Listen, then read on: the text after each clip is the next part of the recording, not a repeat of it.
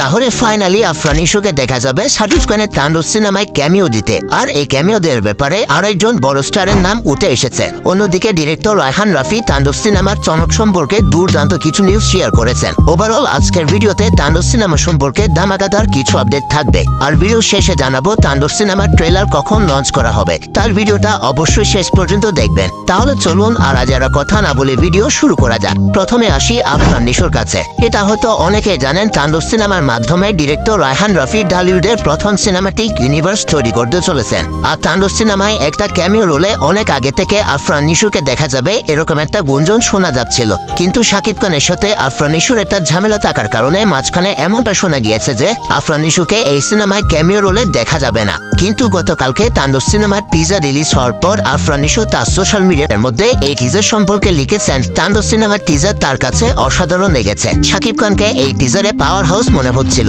তাছাড়া রায়হান রাফি, শাহরিয়ার শাকিল এবং সম্পূর্ণ তাণ্ডব সিনেমার টিমের অনেক প্রশংসা করেছেন তিনি। তো আফরান নিশোর এই পোস্টটা দেখার পর এটা তো অনেকখানি কনফার্ম যে আফরান নিশো আর শাকিব খানের মধ্যে যে ঝামেলাটা ছিল সেটা হয়তো তারা মিটমাট করে নিয়েছেন। আর যদি এমনটা হয় তাহলে কনফার্ম ভাবে তাণ্ডব সিনেমায় একটা এক্সটেন্ডেড ক্যামিও রোলে আমরা আফরান নিশোকে দেখতে পারবো। এছাড়া এই ক্যামিও দেওয়ার ব্যাপারে সিয়াম আহমেদের নামও যুক্ত হয়েছে। অনেকে এমনটা বলছে এই সিনেমায় আরো একটা ক্যামিও রোলে সিয়াম আহমেদকে দেখা যাবে, কারণ রায়হান রাফি বলেছে তাণ্ডব সিনেমার মধ্যে 1 থেকে 2 জন বড় স্টারের ক্যামিও আমরা দেখতে পারবো। কিন্তু আমার মনে হচ্ছে তাণ্ডব সিনেমাটার মধ্যে কনফার্ম ভাবে আমরা আফরান নিশো এবং শরীফুল রাজকেই ক্যামিও দিতে দেখতে পারবো। দেখা যাক শেষ পর্যন্ত এই সিনেমায় কোন 2 জন বড় স্টারকে ক্যামিও দিতে দেখা যায়। এবার আসি রায়হান রাফি কি জানিয়েছেন সে বিষয়টার কাছে। তুফান সিনেমার পর রায়হান রাফি এখন শাকিব খানকে তাণ্ডব সিনেমায় দুর্দান্তভাবে প্রেজেন্ট করতে চলেছেন। তাণ্ডব সিনেমার টিজারটা ইতিমধ্যে অনেক বেশি প্রশংসা অর্জন করে নিয়েছে। তো টিজারটা নিয়ে রায়হান রাফি জানিয়েছেন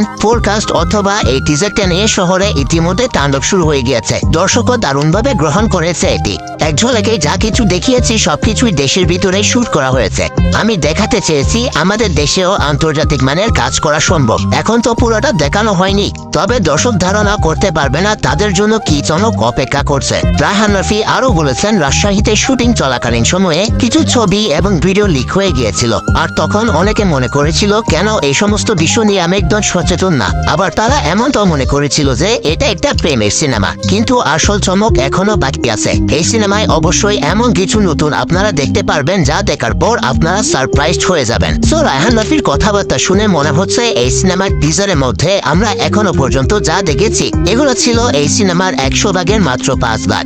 এখনো 95 ভাগ চমক আমাদের জন্য সিনেমা হলের মধ্যে অপেক্ষা করছে। ওভারঅল সবকিছু মিলিয়ে রায়হান রাফি এবং শাকিব খানের এই তাণ্ডব সিনেমাটা অতীতের সমস্ত সিনেমার রেকর্ডকে ভেঙে দিবে। আরো একটা আপডেট জানিয়ে রাখি আপনাদেরকে, গতকাল 19 তারিখ তাণ্ডব সিনেমার শুটিং কাজ সম্পূর্ণভাবে শ্রীলঙ্কার মধ্যে শেষ করা হয়েছে এবং 20 তারিখ অর্থাৎ আজকে তাণ্ডব সিনেমার টিম সম্পূর্ণভাবে বাংলাদেশে ব্যাক করে দিয়েছে। এখন থেকে শুরু হবে এই সিনেমার এডিটিং এর কাজ। আর তাণ্ডব সিনেমাটা রিলিজ করা হবে আগামী মাসের 5 তারিখ। আর এর মধ্যে হয়তো আমরা তাণ্ডব সিনেমার পক্ষ থেকে 1 থেকে 2টা গান দেখতে পারবো।